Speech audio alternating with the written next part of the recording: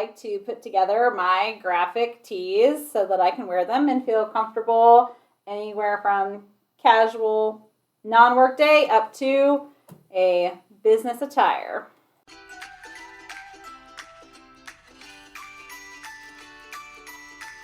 And maybe give us some comments about how you guys dress up, maybe not so dressy clothes sometimes. Be sure and like and subscribe.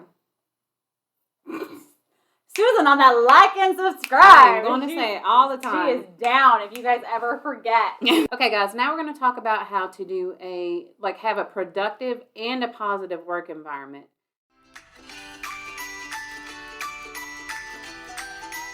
What do you want to know? You can ask me anything. Hairstylists know best. Here's what you can do. Let me tell you. That was good. Oh, that one. Hey guys, welcome to Hairstylists Know Best. I'm Susan. I'm Echo. And we're two hairstylists that want to bring you guys anything and everything, taboo things, all the stuff that we have in our life, and offer you some advice. Did you have any fun conversations this week? Yeah, couple. Yeah? Yeah, I noticed a couple things from your side of the world were a little bit more interesting than mine, but I had a little couple of conversations. But you want to share a couple of particulars? This was a big week for me. I would say my most comical one this week was somehow a client and I got into conversation about she had used a bunch of toilet paper and had to go replenish her toilet paper and how expensive her toilet paper was. And I said, oh, you must get that Charmin that is I feel like there's cotton balls going on down there. There's just too much of it. And she goes, well, of course I use Charmin's the best. And I said, oh, I actually like Cottonelle. And she said, oh, isn't that the one with the ribs? And I was like, yeah, it's good to get in there and just clean, because I don't like those wet wipe things. Those things, that's uncomfortable to me to have that much moisture down there. I don't like that. And but then she got very concerned that the Cottonelle was too dry for the front part of my body, and that maybe we came up with the ideal that you would have toilet paper roll 1, which would be the Charmin, which is for your front parts. Okay. Very nice and soft. Oh, and then you'd have roll number 2, a little back more here, abrasive. It's got a little grip for it. So we were solving some major world issues this week. Wow. One little interaction between clients this week, but they didn't even realize it was interaction between them, was one of my clients is particularly loud.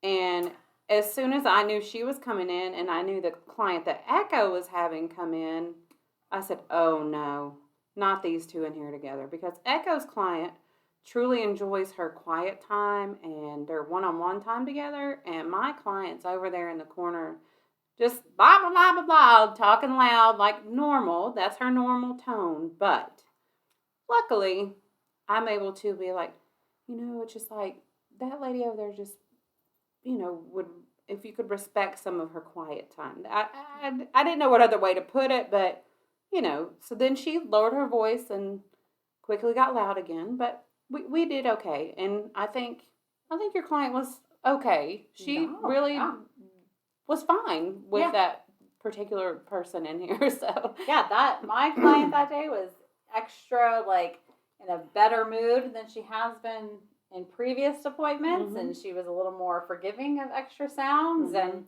that could have gone really bad as well, but nothing too drastic this week. No, I don't feel like. Since we got 1 and 2 toilet paper rolls down, hey, that's a great idea if you ask me. But world is done. Yeah, so solving the world's problems, one step at a time.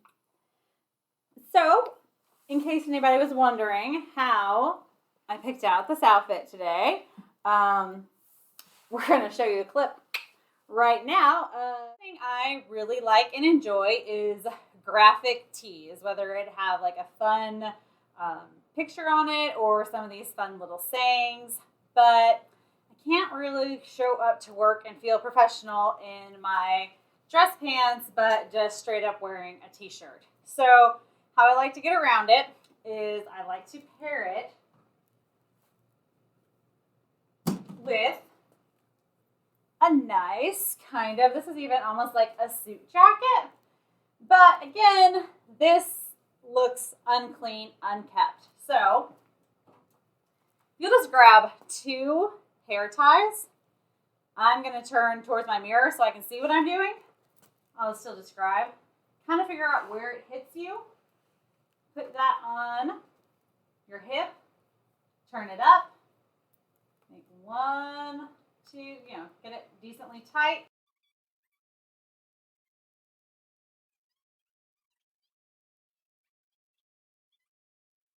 Cleans it all up. You have a nice, clean jacket.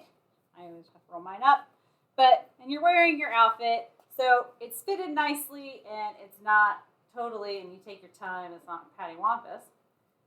Let's say I am just going to be at work. It's casual Friday.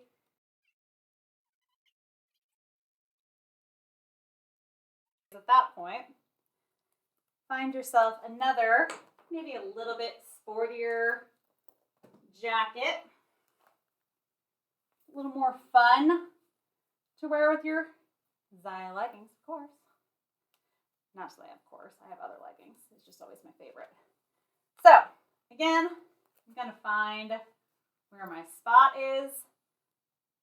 Just turn my shirt under on this one. And come to the back and pull here. Pull it so it's good and tight back there. Because again, you just want things to be fitted. Then it helps keep everything again tucked there.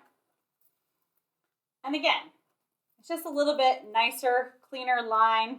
Those are 2 ways that I like to wear them at work, where I feel like I'm professional. People won't necessarily think I'm just wearing the t-shirt I slept in. They're fitted better, a little more risque, feeling good about myself. So I make sure my leggings are at an appropriate level. Kind of pick where I want, just about, I usually do like 1 inch, which is about my belly button. Come in here, put that little band.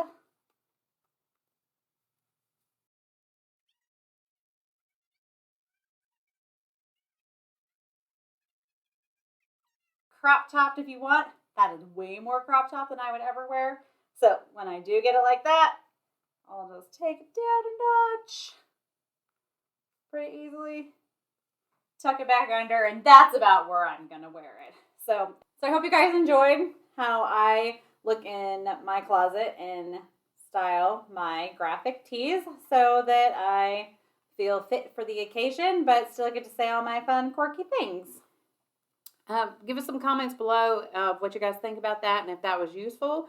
And maybe give us some comments about how you guys dress up, maybe not so dressy clothes sometimes. Be sure and like and subscribe. Like and subscribe.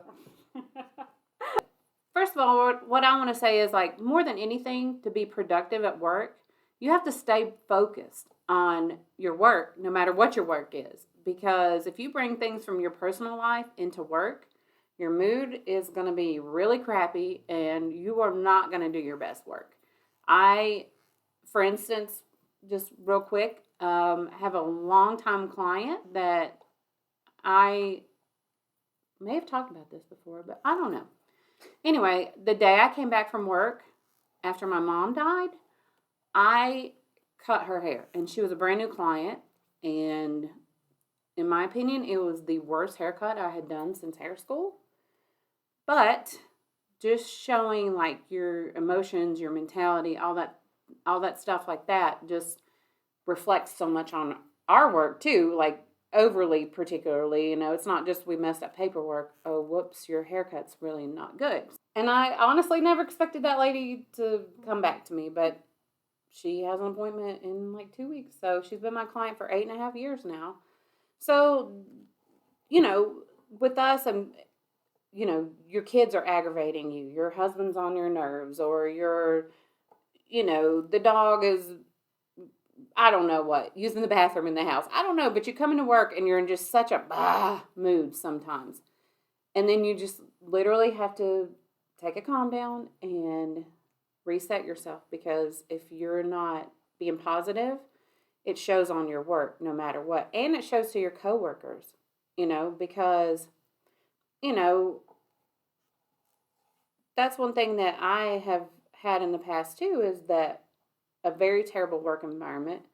There was a long period of time where a coworker and I did not talk except for the phone's for you, or, could you get the front desk or something like that, because we just had such disagreements. But the problem there was we never sat and had just a talk. Yeah. It was anger, and it was like I'm one that I will try to solve a conflict, and if I can't, then that's fine. But at least I've put forth the effort to try really hard. And that other person just was not willing to try back. And it was a very negative, anxiety-filled year going into work every day. A year? A year. It was a solid year of that. Ugh. So, Yuck.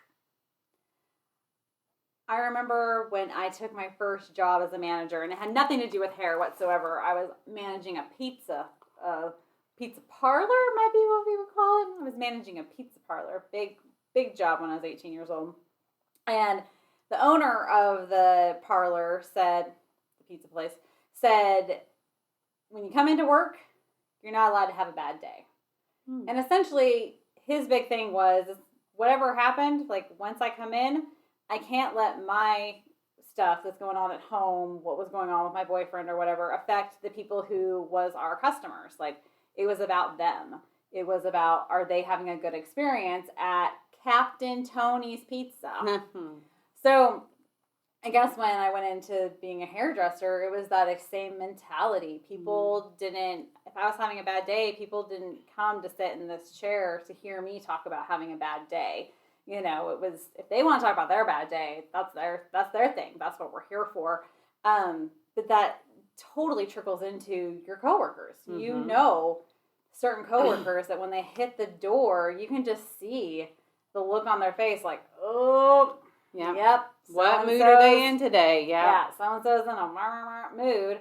And it just makes you start walking on eggshells.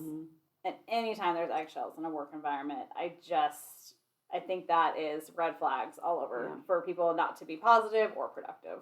Absolutely. Passive-aggressive ways to get your point across is never going to be the best. I've worked in numerous places where it is the sticky note. So sticky notes in this place are only used for like so-and-so called, things like that. I know in other worlds where you have computers in front of you all the time, I know in worlds of desk jobs, people who have computers in front of them all the time will send out memos, and the memo will be like, if you're going to use a spoon, make sure you wash it and don't leave your dirty dishes in the sink. And the person who left that dirty spoon in the sink 10 minutes before, or in my case, I was the last person to leave a load of wet towels in the washer overnight, we know you're talking to us. First of all, you don't have to bother the other 5, 6, 700 people in the company with the one thing I did wrong. All you have to do is like, hey, Echo, don't forget to do your dishes. It's disgusting to come in and see your spoon with your Greek yogurt slobber all over it. And it's like, oh, I don't think it's that disgusting, but when you call me out on it, it's kind of embarrassing, so I will do that. It just gets it in, gets it out. Otherwise, now I have animosity against that person that wrote the sticky note or the memo. I don't know what you would call us to be. What would you call us? Yeah, we're a work crew. Yeah. There's never been a perfect one. There's been really great ones, and then there's been like, I cannot wait to go home ones, because if those people bring negativity in and you're around it all day long, it's the worst, you know.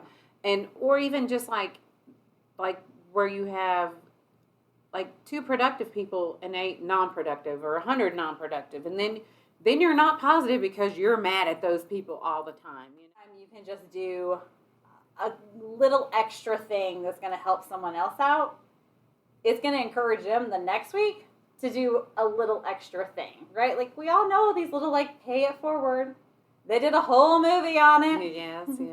So it's the little things in the workplace that, you know, pay it forward. Right. Guys, be sure and like and subscribe and turn on your notifications, because every Wednesday we're going to drop a new video. And when we can, Echo and I are going to have little snippets for y'all. Turn on your notifications. Hit the bell. Thanks, guys. Thank you so much.